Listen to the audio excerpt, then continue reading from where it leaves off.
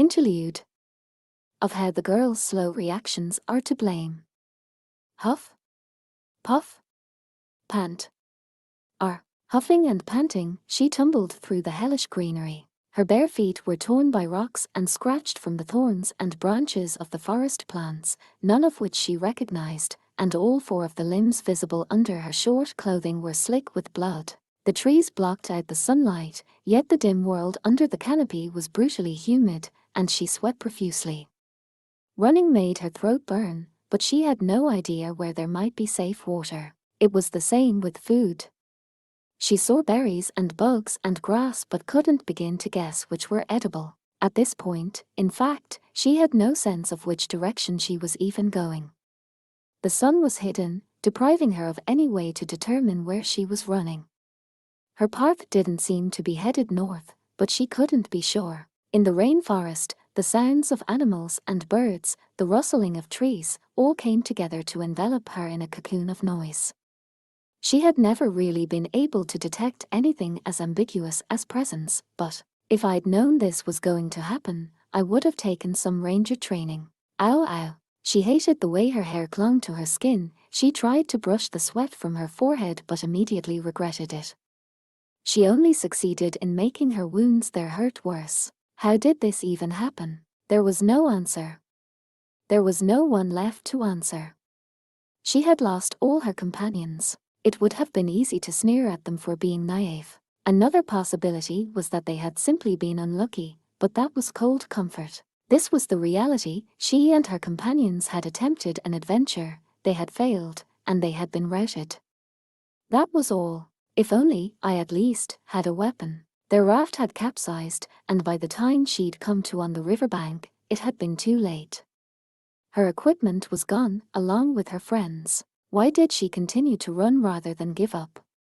Because she was an adventurer, and adventurers didn't give up. It was their right to complain about whatever was happening, but they never backed down from it. Above all, even when the situation looked hopeless, it wasn't over. She didn't know where her companions were. That meant there was a possibility she might still find them again. My sister. I'm sure she's all right. She's gotta be. The thought of her older sister, with whom she had been working, brought a smile to her face. The last she had seen of her was a hand reaching down from the leaning raft to pull her out of the river where she had fallen in. Her sister, the leader of their party and the object of everyone's respect, had been a druid. A person who was one with nature. Surely she was all right. Or so the girl kept telling herself as she ran desperately through the forest. That's it. I can follow the river. It might have been a dangerous gambit in light of her pursuers, but it was better than barreling aimlessly among the trees. Yes. She was running away. Desperately, in order to survive. And they would fully understand that. Eek. Following the sound of water, she broke through the trees to arrive at the river again, and quickly suppressed a scream. She was confronted with a bizarre object. It looked like something that had fallen prey to a butcher bird, impaled on a twig, stored to be eaten later. Or like a frog that some children had been tormenting for fun. Or a marionette tangled up in its own strings. It was a person. A corpse. This person had died in an awful way, a spike pounded from the anus through to the mouth, the body impaled upon it. It brought to her mind a series of comical images from shadow puppet plays she had seen. What, or? It hardly seemed real. But she felt herself twitch reflexively, the contents of her stomach rising up toward her mouth. She tasted something bitter. A simple fact flashed through her memory: the last thing she had eaten had been grilled fish. Skewered and burnt. Oh. She couldn't stop herself from dropping to her knees. It was the wrong thing to do, but she realized that too late. They could be sensed moving nearby. It wasn't that they were trying to hide themselves. They weren't really capable of that. It was simply that she wasn't paying attention. No. When, in a panic, she tried to react, scads of the tiny shadows were already upon her. Overwhelmed, she fell backward, her bottom sinking into the mud. I'm gonna drown. Her reaction was instinctive. She began to flail her arms and legs, windmilling, kicking. Against this many opponents, of course, such resistance was futile. All present knew how this would end. HRK. There was a cackle and something caught her feet. She gave a strangled cry as she felt her legs being forced open. A crudely sharpened stick was driven in with a dramatic flare, and she felt herself go pale. No. And no, no, no, no, no. How can I don't wanna die like this? Why did things have to end up like this? She didn't know. It would be all too easy to sneer and say she was too stupid to know. Another possibility was that she had been unlucky, but that was cold comfort. Whatever the case, she never registered that it had been her sister on that spike. She didn't even think of it as one of her party members. All she knew was how they were going to kill her. Chapter 2. Beard Cutter goes to the Southern River. The moment they disembarked from their carriage, the heat of summer assaulted the party, along with an eye-splitting racket. People coming and going on the flagstones. Conversations of every type. The river burbling its way through the town. The wind blowing. For a moment, the overwhelming sense of activity left Cowgirl thinking there must have been a festival or something. Wow, are you all right? She felt a gentle hand support her, guarding against a sudden dizzy spell. Yeah. Fine, she replied, nodding to someone. That someone happened to be a person she'd become fast friends with over the past year, the receptionist from the Adventurers Guild. She was impeccable dressed, as ever. Today, she was wearing a pure white summer dress that reminded Cowgirl that this girl was a public official, in other words, part of the nobility. It wasn't what she normally wore, but even so, in fact, just for that reason, it left a strong impression. I just got a little lightheaded with all the people. You haven't seen anything yet. The capital is even more crowded. I can't believe you can even breathe there. I don't think I could manage. Guild Girl snickered at Cowgirl's assessment, stepping down from the carriage as if she did it every day. You know, when she holds those braids down against the wind, she really does look like a city girl. She couldn't look more different from me. Cowgirl gave a private sigh, overcome by what a bumpkin she felt like. She had attempted to wear something a little different from usual, but she'd had nothing like the success of Guild Girl. She was embarrassed, though, to wear her mother's dress again, so this was what she had been left with. And yet, she couldn't quite settle into herself. Cowgirl wandered around behind the carriage to where the bags were stacked. They would have to unload the luggage. A leather-gloved hand slid out and stopped her. I'll do it. The hand grabbed some luggage as soon as she heard the short sentence. She looked over and saw Goblin Slayer in his characteristic grimy helmet. You rest a bit. Oh, I'm fine, Cowgirl said, waving off her old friend. I can ride a horse all day. A carriage is no problem. I know what I look like, but I'm pretty strong. Perhaps so, but this trunk has to do with my business. Cowgirl grumbled. That was fair. Personal business was important. All right, well, let me handle my own luggage, at least. Okay. For some reason, his brusque nod made her smile. She didn't hide the grin as she grabbed her bag. She had never seen Goblin Slayer at work before. And doing something other than slaying goblins, no less. This wasn't really different in kind from when she asked him to help around the farm, but still, it seemed new. She went over and stood in a corner of the station so that she would be out of the way. Guild Girl stood beside her, smiling.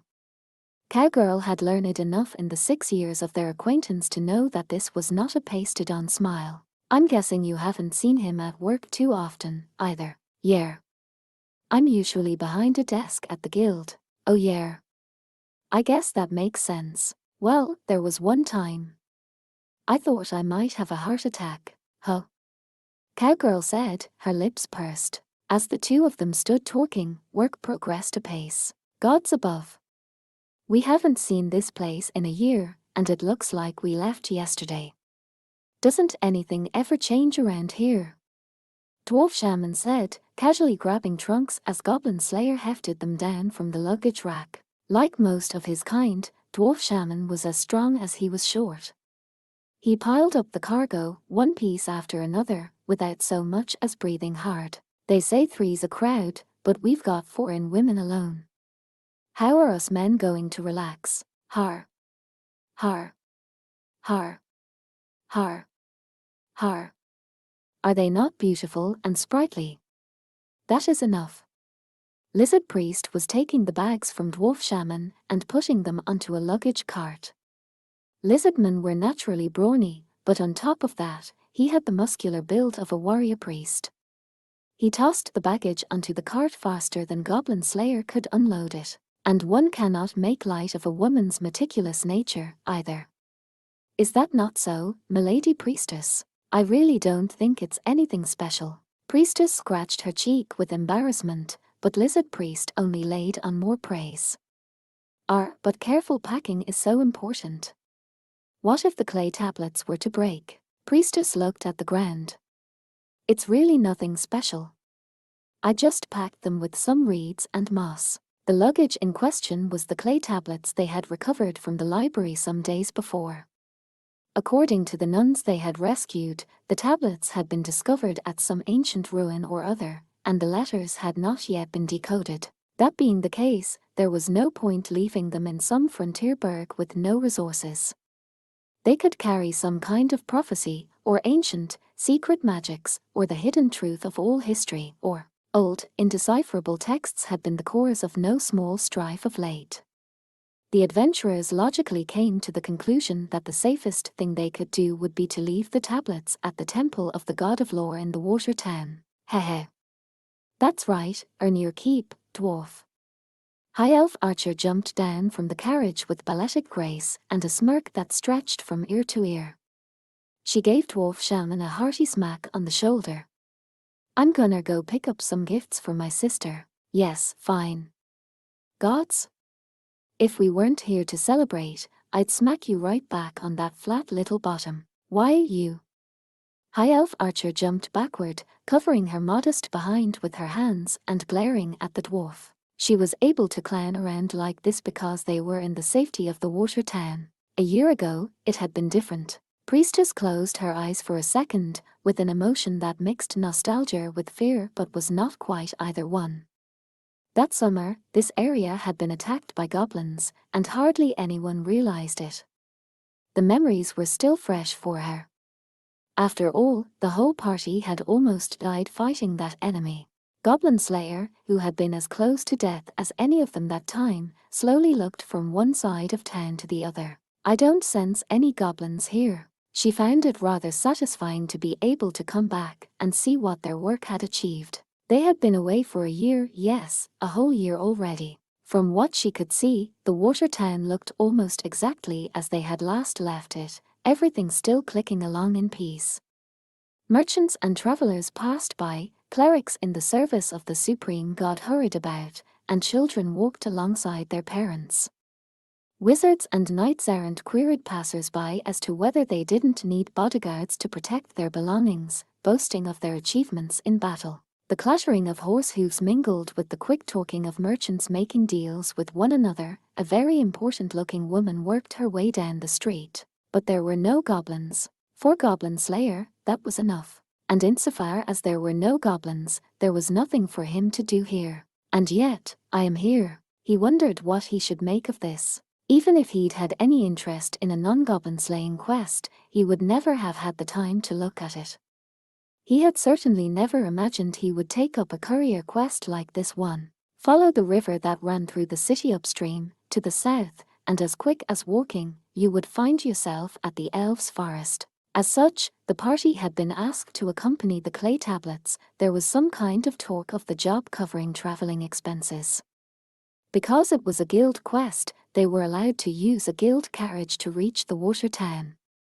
When they received the reward, it would be enough to cover their expenses in town, as well. Finally, there was the fact that they would be protecting clay tablets that the goblins might have some interest in. This was the aspect that finally got Goblin Slayer on board. Okay, everyone, I'm going to go to the local guild to say hello and report that we completed the quest. Everything had been arranged by the good offices of Guild Girl, with her fine sense of timing and her unflappable smile. Who better than a bureaucrat to orchestrate something like this? Anytime plans for a quest involved more than simply going to a location, looking around, and killing some monsters, there was a way she could help. After that, there's the luggage, the inn, securing a boat. Oh, and gifts. Do we know what the couple likes? Best learn about the elves from an elf, I'd say. Got an opinion, long ears? Naturally, High Elf Archer replied, nodding confidently. Her ears gave a surprisingly majestic twitch, and she added, besides, I haven't been back home in ages. I'll need something to bring my clan. Then maybe I can, too. Cowgirl edged her way into the conversation, putting a hand to her generous bosom. I mean, I don't get a lot of chances to come to places like this, and I kind of wanted to try a little shopping. She sounded uncharacteristically hesitant, her eyes flitting from one place to another. High Elf Archer blinked several times. Just come with me, she exclaimed, smacking herself on the chest. As a matter of fact, I've been to this town before. I can show you around. Well then, Dwarf Shaman said, looking dubious about this display of confidence, once we've found the inn and the boat, maybe we'll tag along. He stroked the white beard of which he was so proud. Otherwise, who knows what Anvil might get up to on her own? Ooh, how about you come over here and say that? High Elf Archer exclaimed. Dwarf Shaman said something laughingly in return, and off they went again, arguing hard enough to sound noisy even over the hubbub of the Watertown streets. Lizard Priest rolled his eyes in amusement when he saw people watching the pair with surprise. Well, just think of us as porters, he said. We do have the strength. Sorry. I know how much trouble you're going to. Cowgirl bowed her head apologetically, but the lizardman monk put his palms together. What's to apologize for? Consider it an act of gratitude for your plentiful supply of wonderful cheese. Think naught of it. Cowgirl felt a hand on her shoulder. Hee hee. Well then, maybe I'll join the rest of you after I finish everything that needs doing. She didn't know when Guild Girl had come up behind her. Her braid gave off a faint, sweet aroma, maybe she was wearing a bit of perfume. Just a dab, not so much as to be anything but tasteful. It felt a world away from Cowgirl. Must be nice. The thought passed in an instant, but it must have shown on her face. A girl likes to dress up from time to time, doesn't she? Guild Girl was smiling almost mischievously. Cowgirl put up her hands. Hey, yeah. Har har. Think you could help me out? Of course.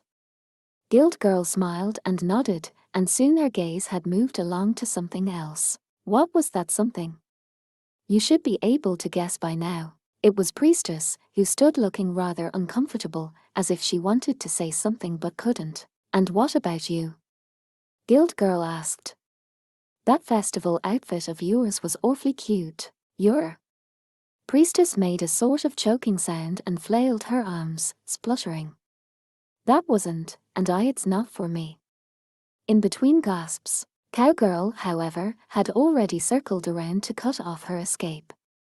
The fawn girl boxed Priestess in with her generous chest, hugging her close. Not so fast. I don't know how that sort of stuff will look on me, either, but I'm still going. So you're not getting away. Oh. Please just, don't be too hard on me, okay? She was shaking like a small animal.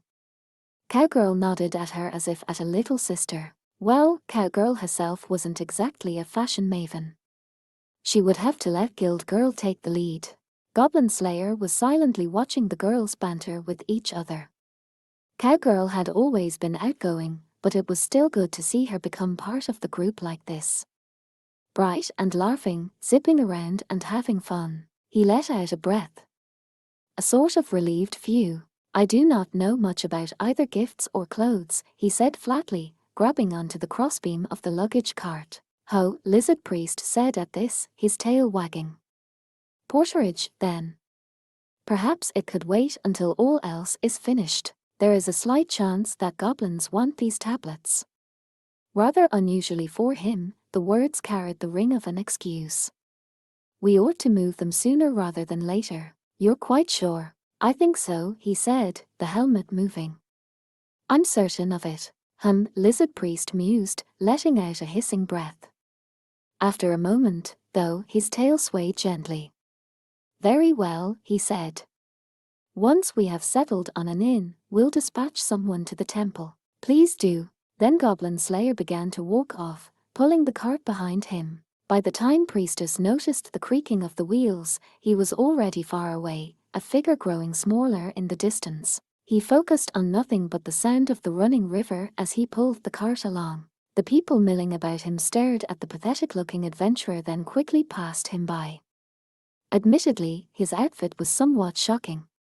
People probably assumed he was some beginner. Why else would an adventurer, bedecked in full armor as if ready to delve into a dungeon, be pulling a cart through the middle of town? He didn't quite look like he belonged among the rivers and boats of this city, whose elegance flowed from the old capital where it was built. People snickered at him behind their hands. None of this mattered to Goblin Slayer. He kept walking along the route that he had pounded into his memory, and eventually, he arrived at a resplendent building standing by the waterside, supported by marble columns. People dressed in clerics' robes and clutching lore texts came and went busily through the front entrance. There were others among them who looked very serious. These were people who had come for some suit and who now approached the temple with trepidation. The sun had passed its zenith already, its clear, bright rays reflecting off the image of the sword and scales.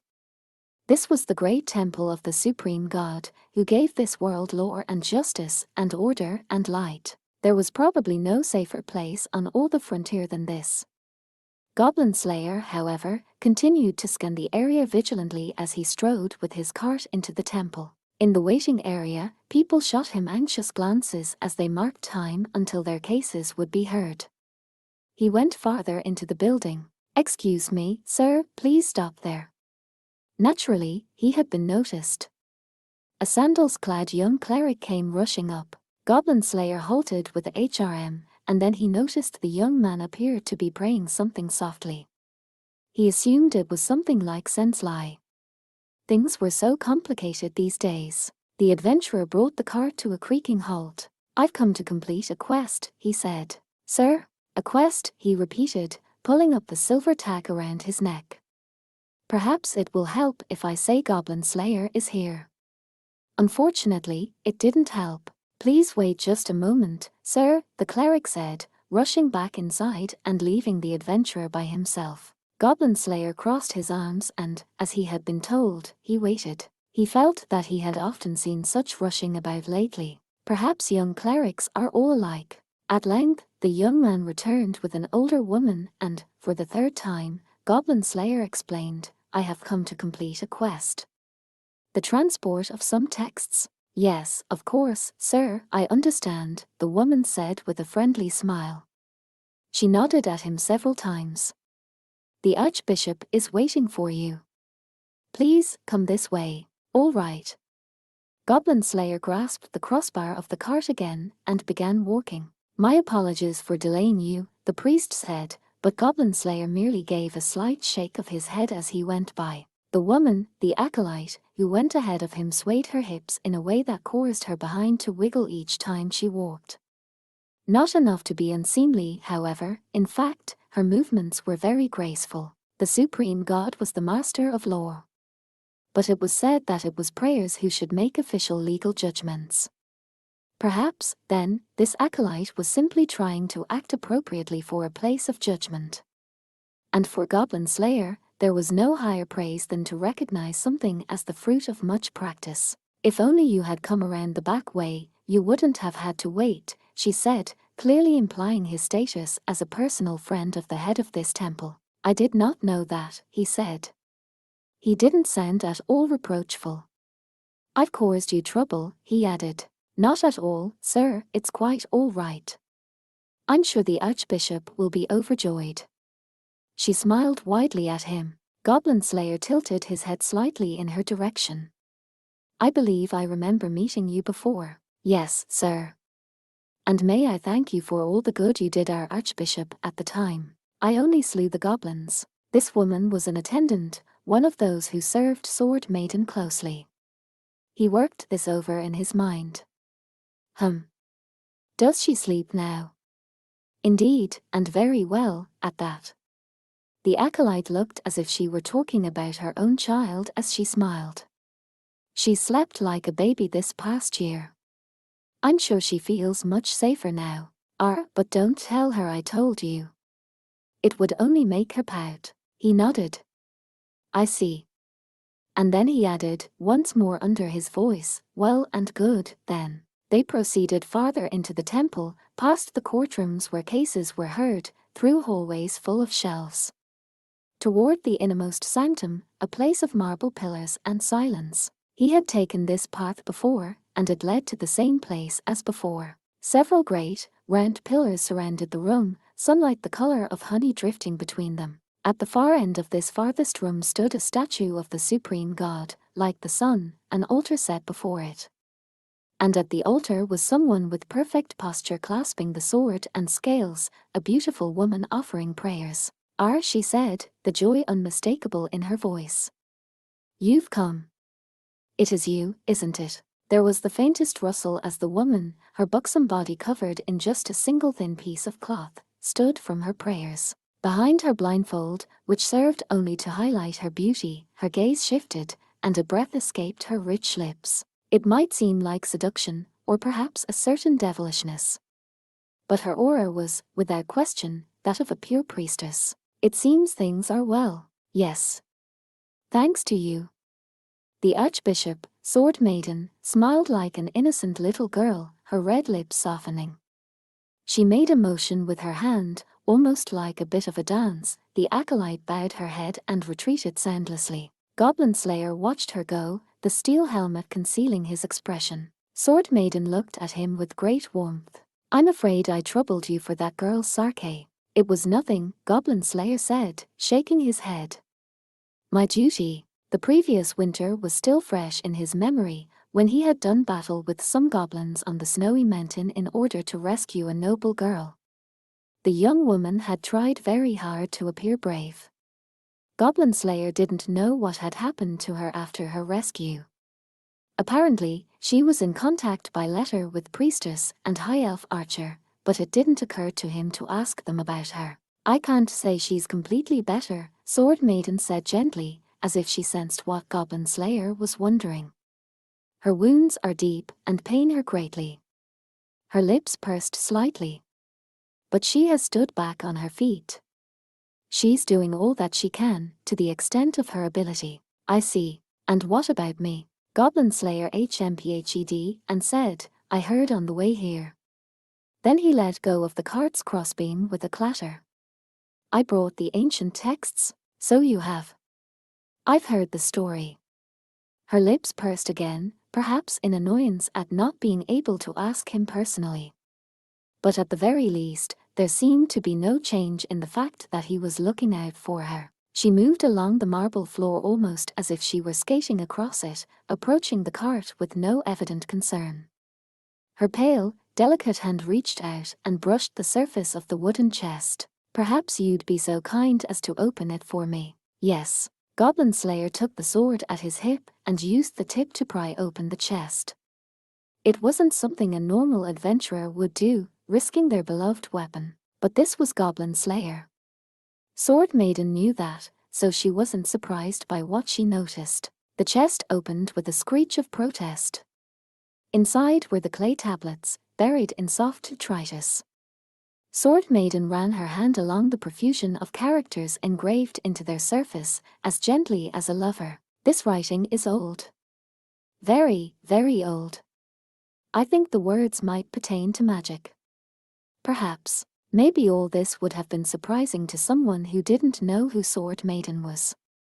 But as the Archbishop of the Supreme God, ruler of law, she would certainly have a miracle of appraisal. Does it say anything about goblins? I'm not sure, Sword Maiden replied with a sad shake of her head that caused her golden hair to ripple soundlessly. I'm afraid I can't quite say. I would have to read a little more closely. I see. Goblin Slayer nodded. In that case, I'm not interested. I will leave them with you, and I will keep them. Thank you. Sword Maiden put a hand to her bountiful bosom and gave a deep bow. It was not the way an archbishop would normally behave toward a mere adventurer, even if she had once been an adventurer herself. She raised her head slowly, then her sightless eyes looked at the clay tablets as if they were a gift. I'll take them to the library later. You yourself, the responsibility has been passed to me, hasn't it? I'd better see it through. Before Goblin Slayer could say anything else, she added an emphatic right. She looked like she was dancing as she moved closer to the man in his crude leather armor. A faint, sweet smell tickled his nose, perhaps the perfume she was wearing. Will you be back again soon? No. This caused Sword Maiden to squeeze the sword and scales. We will head south immediately. Is that so? I see. The strength went out of the hand that held the symbol. How unkind, she murmured. I don't believe this trip involves goblins. My friend, Goblin Slayer started. My friend invited me. I could not refuse. You've got that kind heart. Her words were not a reproach, exactly, but there was a barb in them. Goblin Slayer, however, responded, one never knows when or where goblins may appear. That's certainly true. She laughed, and it was like the sound of a bell. It hung in the air as she backed away. She straightened her clothes, though they didn't really need it, adjusted her grip on the sword and scales, and gave a quiet cough. Be careful if you're going to travel the river. Careful of goblins. She ignored the question, saying quietly, there have been reports of boats sinking. I wish you safety in your travels. Goblin Slayer let her make the holy sign over him with her fingers. Then he nodded and set off at a bold pace. He didn't look back. Just as she had hoped. I bought what they said, but am I really supposed to wear this? It's something, isn't it? Humans think of the most interesting things. I just thought it might look good. This is cutting-edge fashion even for the capital. It's only recently that having your arms and legs so exposed has become popular. I've got a sneaking suspicion this is going to be a little too small. There was a spray of water, and the 4 girls' voices flew prettily around the riverbank. It was the next day, and the 5 adventurers and 2 tagalongs were riding a raft. The water vessel had a white sail, and the wind pushed it gently upriver. Trade wasn't especially frequent between the elves' village and the water town. The forest dwellers were quite proud, with little interest in money and even less in whatever baubles humans might produce. And when 2 sides could not fulfill mutual needs, then trade could not flourish. Rather, most of the boats on the river were bound for the pioneer villages that stood along its banks. Very few of them went farther south, to the forest of the elves. There were, of course, exceptions. If I'd known we were going to be traveling by raft, I might have stayed home. We were able to borrow it, and that is enough. They had already drifted past several villages, and the sun was climbing to its height. They had just bought some bread from the farmers at the last of the riverbank settlements marked on their map, and Dwarf Shaman was busy complaining, as he took one of the pieces of buttered bread being passed around. Goblin Slayer said, what is there to complain about? You're a surprisingly even-keeled man, beard cutter. Is that so? I should say so. Here, Scaly. Many thanks. Lizard Priest was piloting the raft with deft strokes of a pole. He settled the vessel in the lock, then let out a hissing breath. Locks are devices designed to regulate the difference in water level between a canal and a natural river. When heading from the upstream to the downstream, the water in the lock would be gradually lowered to the downstream height. This meant that regardless of what you were riding on, there was bound to be a bit of a wait. A perfect time for a bite to eat. Lizard Priest stuffed the bread into his jaws, his eyes rolling. But to think, it seems my tongue has become accustomed to the products of that farm so that now I wish for them. Har har har har har har. Well, look who's become a gourmand. How about it, beard cutter? What about you? If it is edible, that is enough, Goblin Slayer said softly, glancing around. He was looking at Cowgirl, who was sitting over by the other women, tearing off pieces of bread and eating them. She glanced in his direction, too, and their eyes briefly met. Perhaps I do not quite mean that, Goblin Slayer added, then looked down at his hands. He was whittling some wood with a knife, preparing something. Some things, rather. One was a short club with a strange groove carved into it, the other looked more like a sharpened spear. When he finished with the grooved thing, Goblin Slayer put his blade to the tip of the longer object. As he worked, he took the bread that he held in one hand and jammed it lazily into his visor. "Hey, mind your manners," Cowgirl exclaimed. "Chew your food properly." "Sorry," he replied, sparing a glance in her direction and shoving the bread in a little more slowly. Then he looked down and resumed his work. "Sheesh," Cowgirl grumbled, but Dwarf Shaman grinned and looked at what Goblin Slayer was doing. "Got a spear there?" He picked up one of the objects with interest. It was a simple wooden spear, nothing special. It didn't even have a proper tip. "I am not skilled enough for my arrows to penetrate water. And a raft has no stones to pick up and throw. I need a ranged weapon." Goblin Slayer grabbed one of the weapons and held it up to the light, inspecting the work. Apparently, he found it unsatisfactory, because he resumed shaving away at it. "One must be prepared," he said brusquely. "More so than usual, or—" "I know what you mean. I heard the same rumors." Dwarf Shaman set the spear down with a sour look, then sat on the raft. He pulled the stopper from the jar at his hip, pulled a cup from his bag, and offered Goblin Slayer a pour of fire wine. A rich aroma of alcohol wafted from the cup. Goblin Slayer shook a hand in refusal, so Dwarf Shaman drank the thing down in a single gulp. "Sunken ships. You don't think they are just accidents? It would be best not to assume so. As in everything, there were only so many ships that traveled upriver. Most of them were adventurers, or the handful of merchants who had found favor with the elves. Hunters, perhaps, or medicine people. Some came seeking caves or ruins, or to collect rare herbs or animal parts with the indulgence of the forest's masters. They had gone up the river on rafts, and they hadn't come back down. That in itself wasn't necessarily surprising. The only reason anyone knew the boats had sunk was because the elves, as a sign of goodwill, had sent the washed-up remains of the vessels back. There were some who said, under their voices and without real proof, that maybe the elves had sunk those boats. "It could be goblins," Goblin Slayer said confidently, with a glance at High Elf Archer. She was stuffing buttered bread, not the most refined meal, into her face, her long ears bouncing up and down. Eating somewhere new is the greatest." She puffed out her cheeks girlishly, a gesture Priestess couldn't help but laugh at. "True. I lived in the temple myself, so I know what you mean. Last time I was here, I walked along the banks. Going by boat is a new thing for me, or rather, by raft." She twirled her pointer finger in a circle in space. "Right," Priestess agreed, putting some bread in her mouth, chewing delicately, and swallowing. "Is this that bank?" "Yeah, it sure is." It had been more than 6 months now since the two of them had bathed in that hot spring, looking up at the stars. "Well now, is there a story here?" Guild Girl asked solicitously, leaning over. Priestess and High Elf Archer looked at each other with exaggerated expressions of thought. "A story?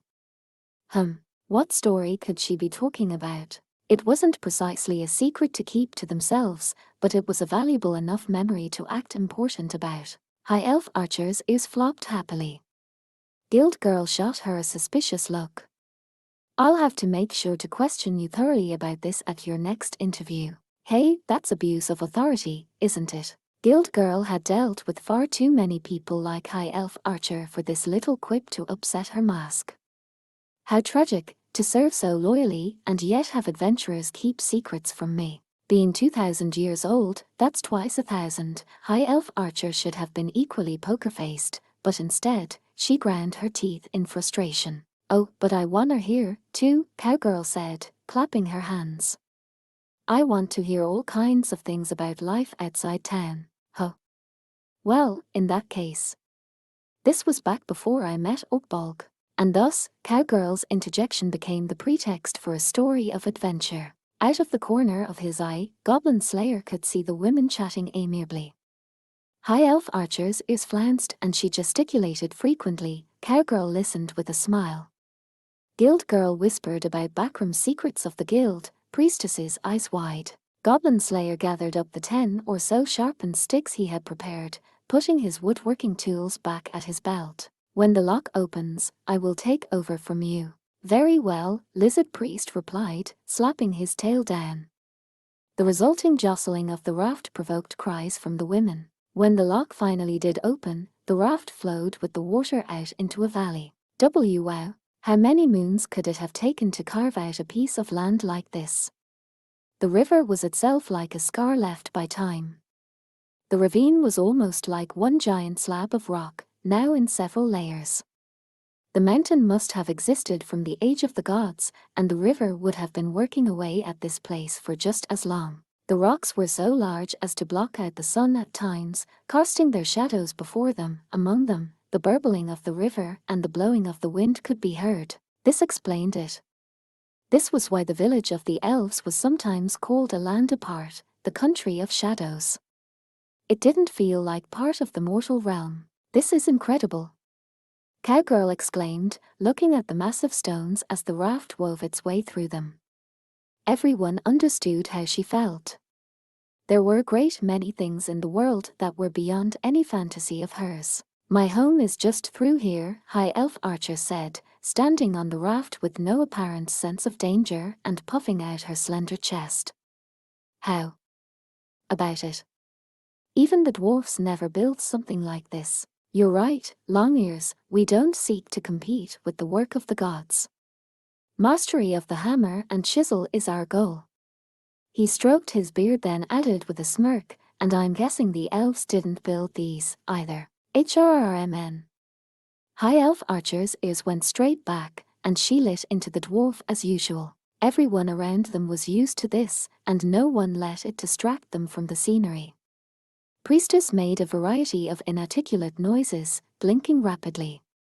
This is amazing. I've read about this in guild paperwork, but seeing it firsthand is really something, Guild Girl said. No kidding. Cowgirl nodded. Takes your breath away, ho. Hey? What do you think? She was about to say, but the words never left her lips. When she turned around to ask, she found him standing at the back of the raft, staring far beyond the edges of the valley. How does it look? Goblin Slayer asked softly, his hand on the tiller. Lizard Priest considered, making his strange palms together gesture, his eyes scanning the area constantly. Above or below, perhaps. I agree. This is no ocean.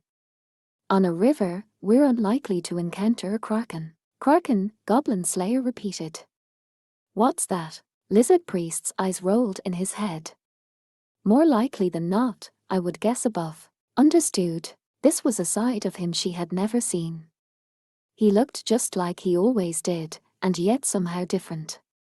Cowgirl put a hand to her bulging chest to calm her heart. She swallowed some saliva. But just as she was about to try again to say something, High Elf Archer's clear voice cut her off. Hold on. The ranger already had an arrow in her bow. The adventurers glanced at one another once, then sprang into action. Priestess clutched her sounding staff firmly, while Dwarf Shaman began rooting through his bag of catalysts.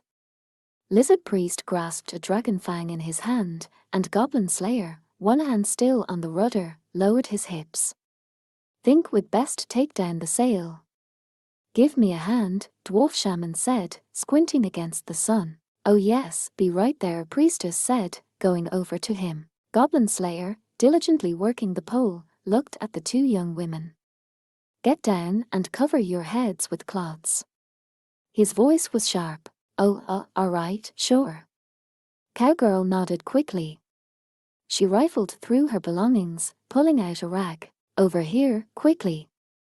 Guild Girl looked equally nervous with her own cloth. The two of them huddled together under the coverings, trying to make themselves as small as possible. Each thought she could feel the other shaking, but maybe it was herself. They didn't know. That ignorance was their companion as they sat holding hands tightly. Lizard Priest stood above them to protect them. From the banks? He asked. Probably, High Elf Archer answered. Something's coming. A lot of somethings. She drew back her bowstring, her ears working quickly up and down to catch any sound. An instant later, there came the howling of wolves, and a hail of stones rained down into the valley. O Earth Mother, abounding in mercy, by the power of the land grant safety to we who are weak. First, Priestess invoked a miracle, clinging to her sounding staff. How could the Earth Mother fail to protect her devoted disciple? An invisible barrier sprang up around the raft.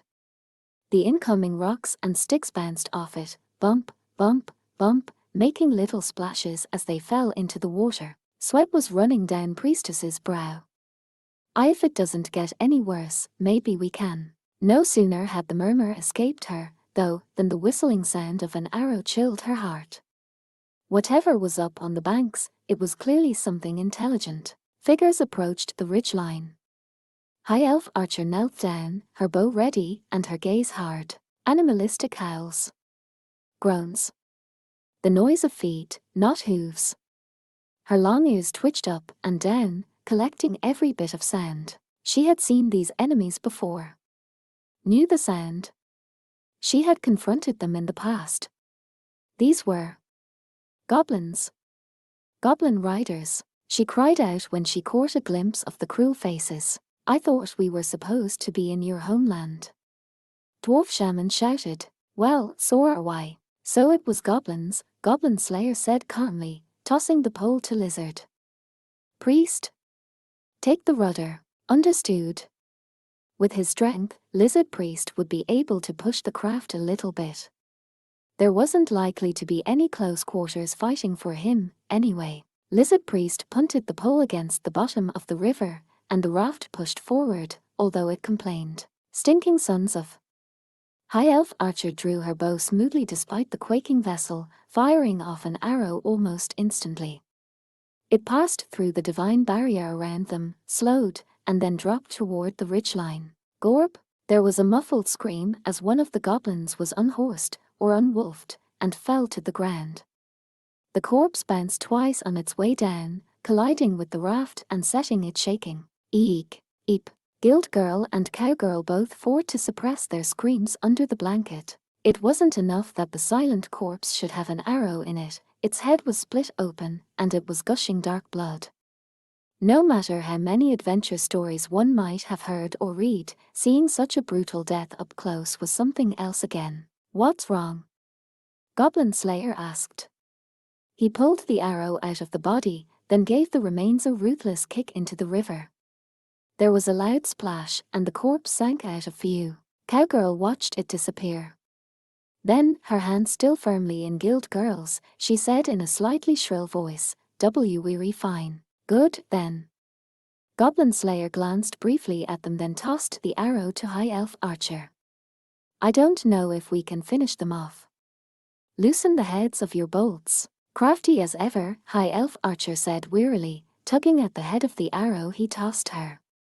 Even though the head was not made of metal, if it stayed lodged in the body, it would encourage the wound to rot and spread sickness in the nest. It was a classic Goblin Slayer trick, but the kind of thing High Elf Archer wasn't very fond of. Yar.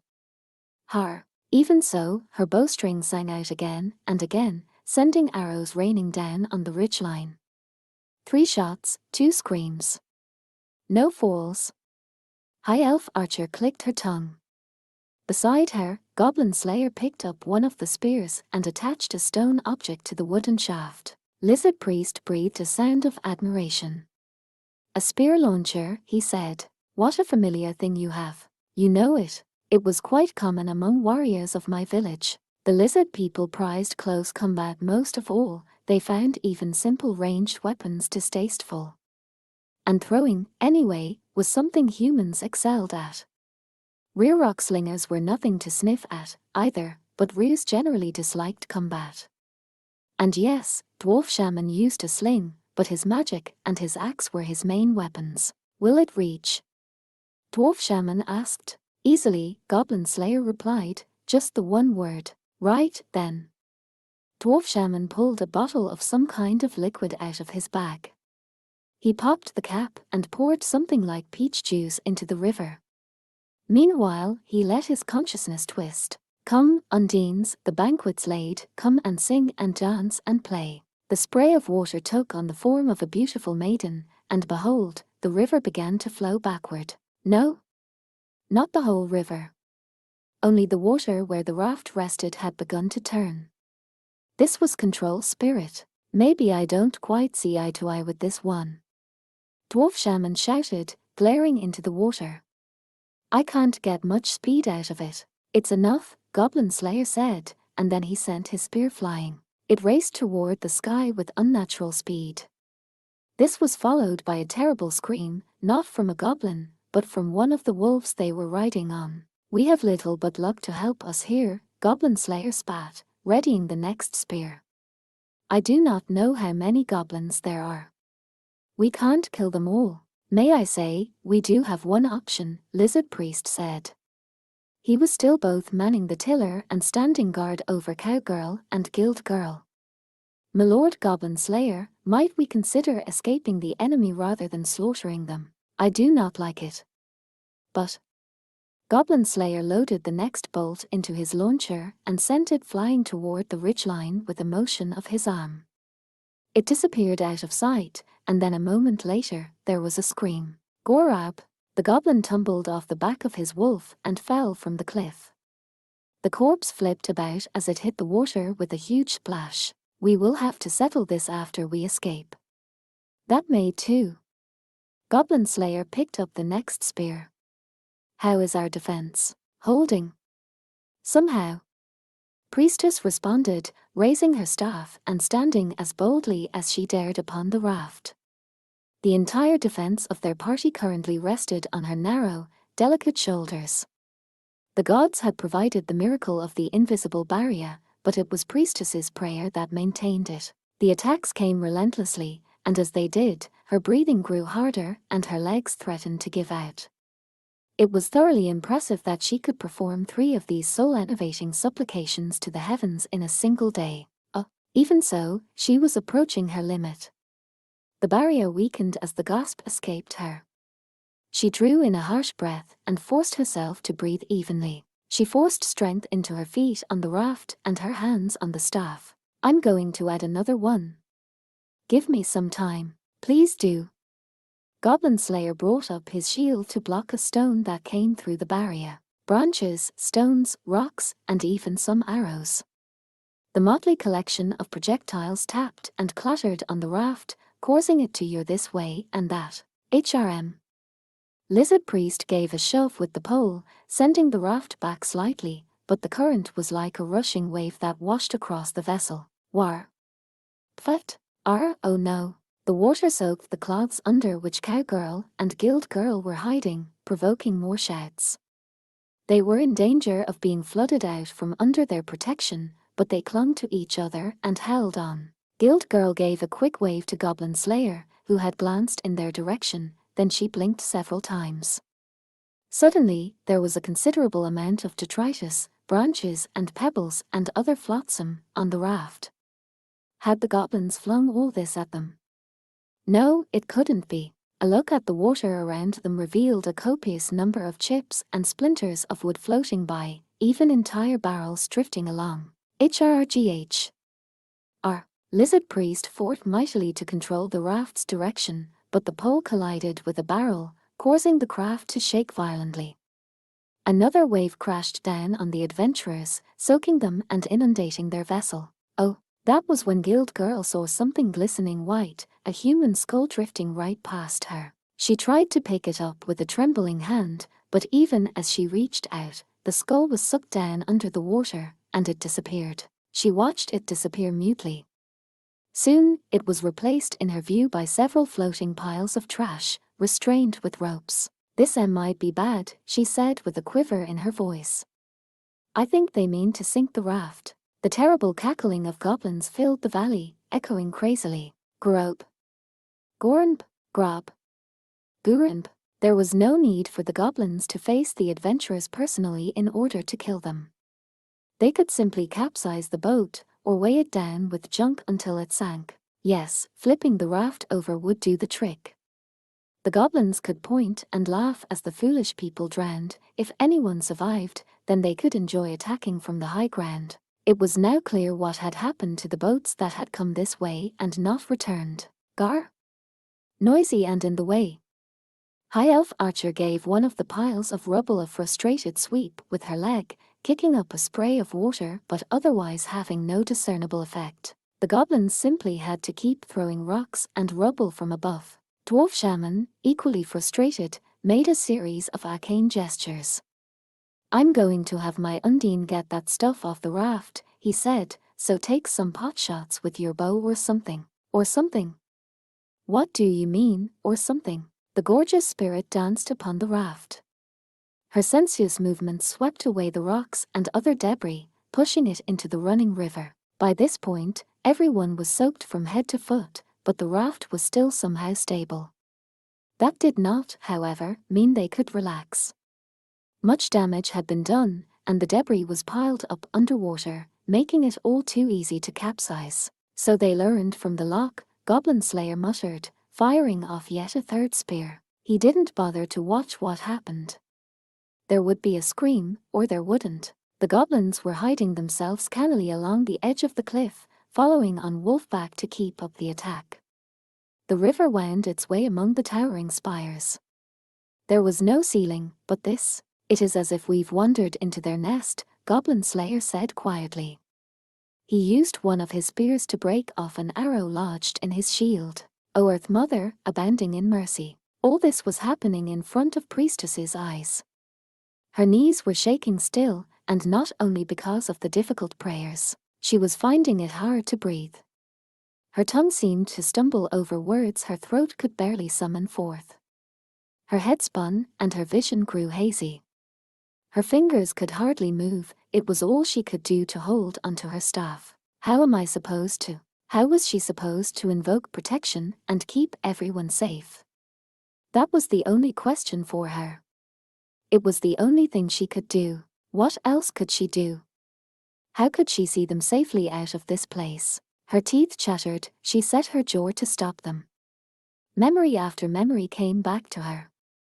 She closed her eyes and pushed them away. Oh, at that moment, a light glimmered in her mind like a premonition from heaven. Priestess opened her eyes. Her trembling lips formed a prayer as if guided by something other than herself. She raised her staff. "O Earth Mother, abounding in mercy, please, by your revered hand, cleanse us of our corruption." The gods were great. The Earth Mother reached down from the heavens, her hand sweeping through the water and making it clean. Everywhere the light touched, the water ran clear, all the filth in it disappearing.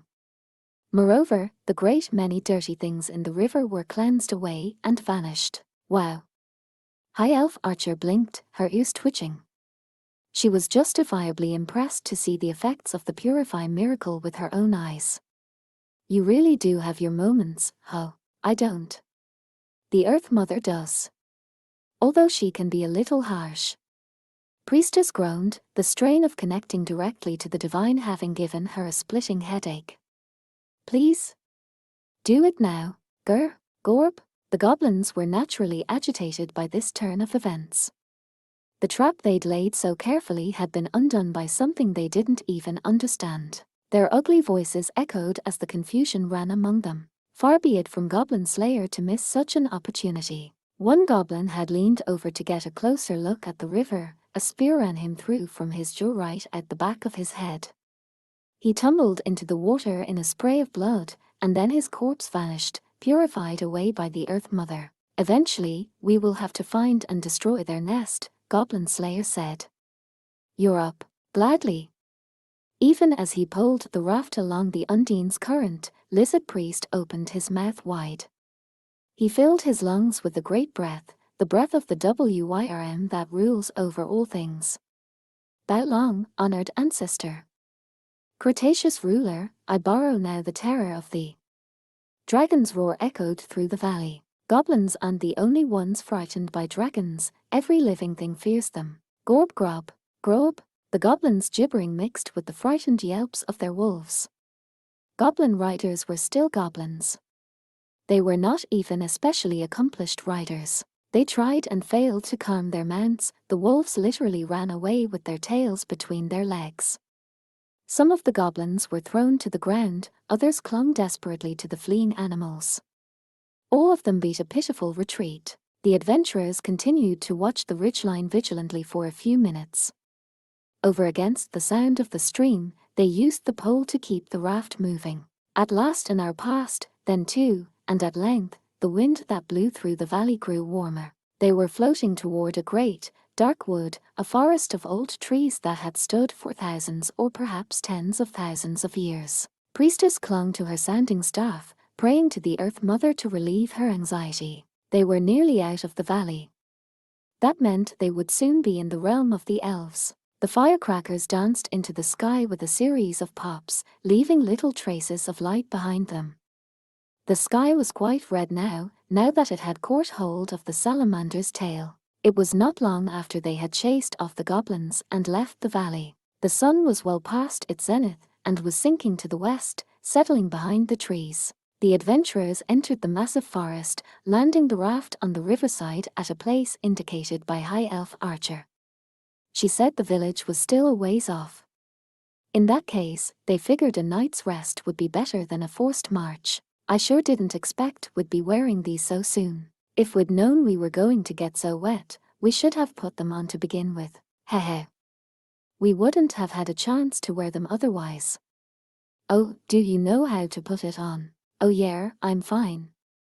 The only thing I don't understand is why you'd bother wearing one at all. Like this, right? A rope had been strung between some tree roots and towels draped over it. From the other side, the women could be heard having an animated conversation. There were 4 of them, after all, it was bound to get a little noisy. After a few minutes, the towels were pulled down from the inside. 4 women in swimsuits appeared like a vision. I just don't get why you would put on clothes specifically to get wet. Can't you just go without? High Elf Archer looked very uncomfortable, playing with her hair in an uncharacteristic gesture of embarrassment. Why worry? Lizard Priest responded promptly. He had stopped working to roll his eyes. He opened his mouth importantly. I admit I little appreciate skin with no scales, but my judgment is that this outfit rather suits you. You think? Well, all right, then. High Elf Archer gave a little nod as if she now accepted the situation. Dwarf Shaman looked like he was about to make one of his usual smart remarks, but it turned into more of a sneeze, and then he shut his mouth. Perhaps he figured there was no need to deliberately sour the elf's mood right when they were going back to her home. I suppose our opinions on the looks of Longears and friends are well established by now, I guess. I'm honestly a little jealous. Guild Girl put a hand to her cheek, though she had no cause to be embarrassed. Of course, she came from a part of society where people were taught not to show too much skin. It wouldn't be quite true to say she wasn't embarrassed, but it was what it was. The work she did each day couldn't be undervalued. She wasn't especially afraid to be seen this way, which made her quite different from Priestess, who was hiding behind her. Oh. The cleric's face was bright red, and she was trying to make herself as small as possible.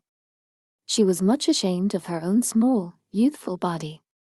What she was wearing now wasn't so different from the outfit she had worn for the dance at the Harvest Festival, but having others beside her for immediate comparison was not easy.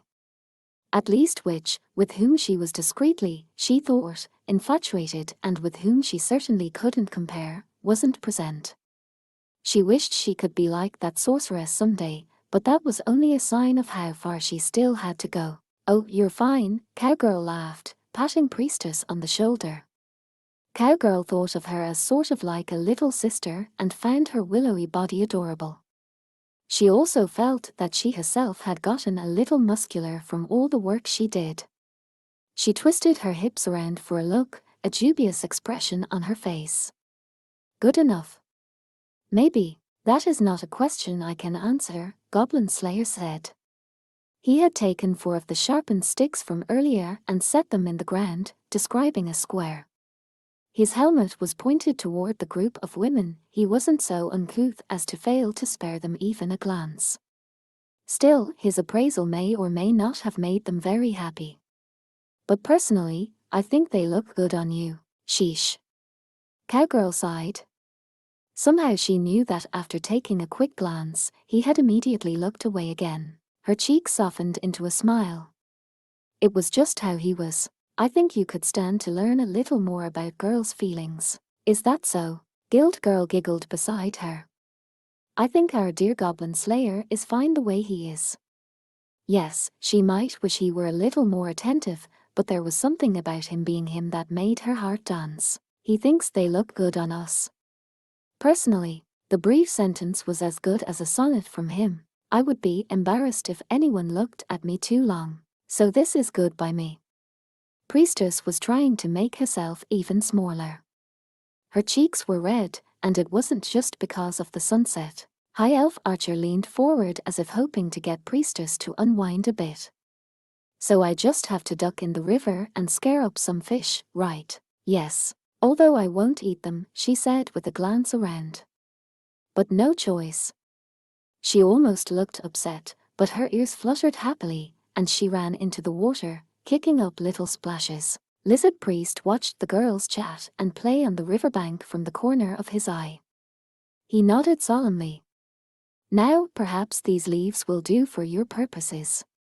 The huge armful of leaves he was carrying rustled as he shook them. His long tongue slipped out and touched the tip of his nose. I apologize, I could not gather more. It will soon be dark.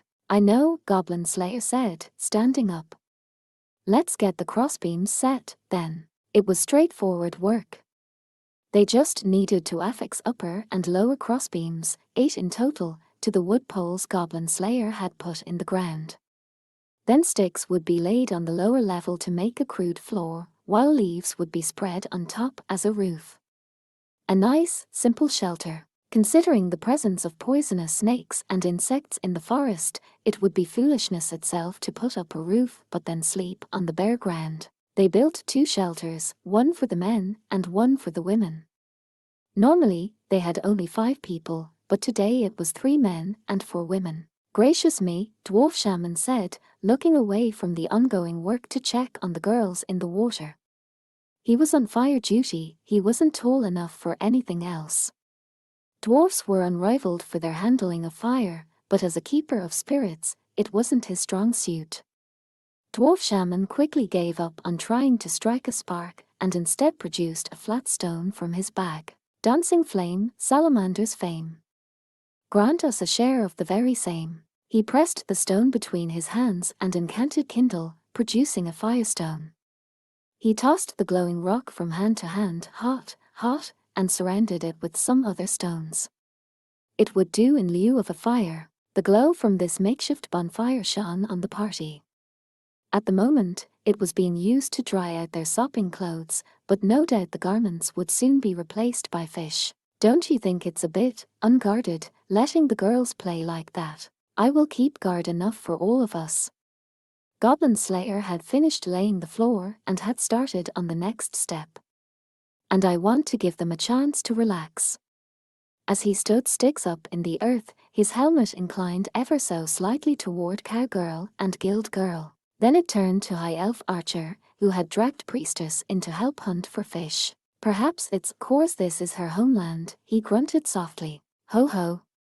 She had no time to show this side before. Hold. My skill does not match yours. Lizard Priest laughed, showing his fangs, draping leaves on the wooden beams as soon as they were up. But why, my Lord Goblin? Slayer, do you display the compassion of Meosora? What do you mean? That you are rather a more considerate person than your appearance would suggest. Is that so impressive? Goblin Slayer let out a breath. Am I so impressive? I would call it a quality more valuable than mithril, Dwarf Shaman said, tossing a small stick onto the fire. The dancing salamander opened its jaws and took a bite and, with a crackle, grew hotter. Just look at that long-eared lass, Dwarf Shaman went on. He indicated the river with one heated branch. High Elf Archer was there, reaching into the water with both hands as if to catch a fish. But she missed and, instead, sent up a great splash straight at Priestess. That caused Cowgirl to burst out laughing, whereupon Guild Girl splashed her, too. Maybe High Elf Archer had grown tired of the fruitless fishing expedition, or maybe she had just decided to forget it, but in any event, she had dragged Priestess into it. I don't believe she thinks of herself as a high elf at all.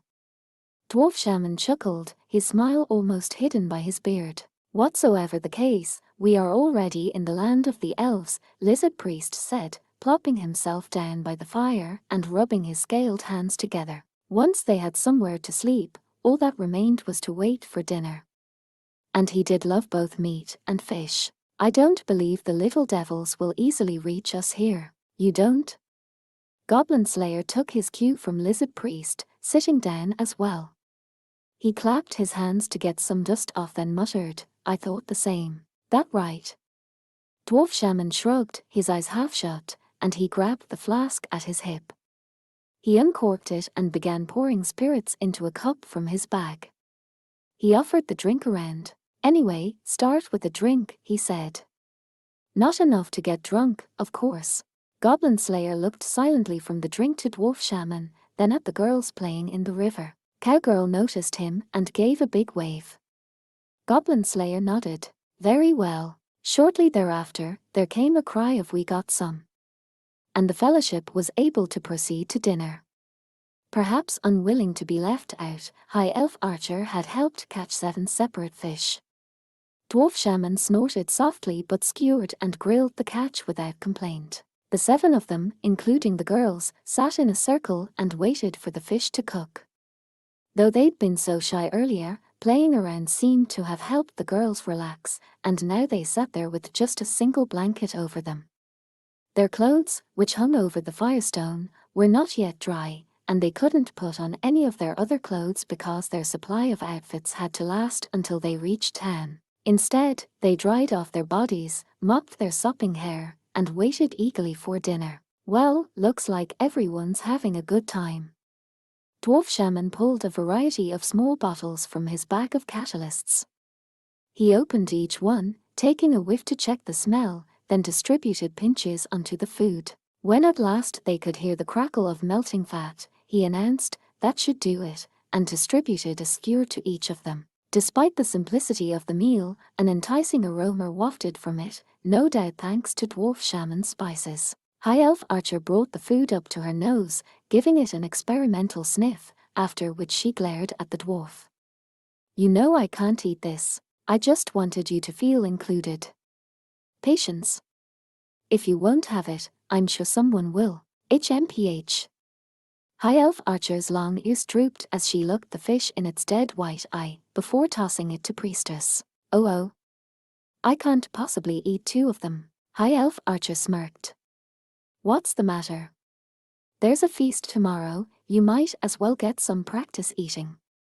I'll have some dried beans. All the more reason to make sure my stomach's empty, then. She grimaced at High Elf Archer, but the ranger ignored her. Priestess blew on her fish to cool it, starting in with little nibbles. The fat melted in her mouth with a slight bitterness, then a salty flavor spread across her palate. Millimeter, she exclaimed, her cheeks softening into a smile. Then, are we close? Uh-huh. High Elf Archer nodded, popping open the beans she had retrieved from the luggage. We're probably right on the border between the forest and the village. They might even find us before we find them. So your older sister is going to be a bride, Cowgirl said, taking a generous bite of her own fish and murmuring, Millimeter, that's good. Then she said more loudly, I'll bet elf brides are gorgeous. Well, obviously. High Elf Archer chuckled and puffed out her chest as if Cowgirl were talking about her. She spread her arms and elaborated, my older sister is especially beautiful. She's a high elf, after all. Dwarf Shaman looked up from his meal long enough to interject, you're walking evidence of how that doesn't prove anything. But in her current mood, High Elf Archer was able to ignore even this slight against her. Ho ho ho. I hope they will be welcoming toward a lizardman, lizard priest said. He had taken a round of cheese from his luggage and was slicing away at it with his claws. He stuck pieces on his skewer, where he cooked them over the fire. His scaled hands hissed as they rubbed together in anticipation while he waited for the cheese to melt. You really like cheese, don't you? Guild Girl said as she watched him. She was taking dainty bites of her own fish. It seemed like you were something of a coordinator in that battle earlier. At least from what I could hear. Administration has its own trials. Spare me the details. It's all trouble, so many things to think about. Guild Girl smiled ambiguously, no doubt. She had more than enough concerns of her own. In fact, neither adventurers nor staff knew that much about the day-to-day work of the other. There were so few opportunities to experience either the danger of adventure or the brutality of desk work. I've had some really informative experiences on this trip. Even if they were a little scary. Sorry, High Elf Archer seemed to say, her ears drooping again. When we get to the village, I'll be sure someone gets a piece of my mind. What are your guards doing? That sort of thing. I'll have to be sure to greet your sister properly, though, Guild Girl said. I need to let her know how much I appreciate all you do for us. High Elf Archer scratched her cheek as if embarrassed. Going to my sister with that sort of thing is all well and good.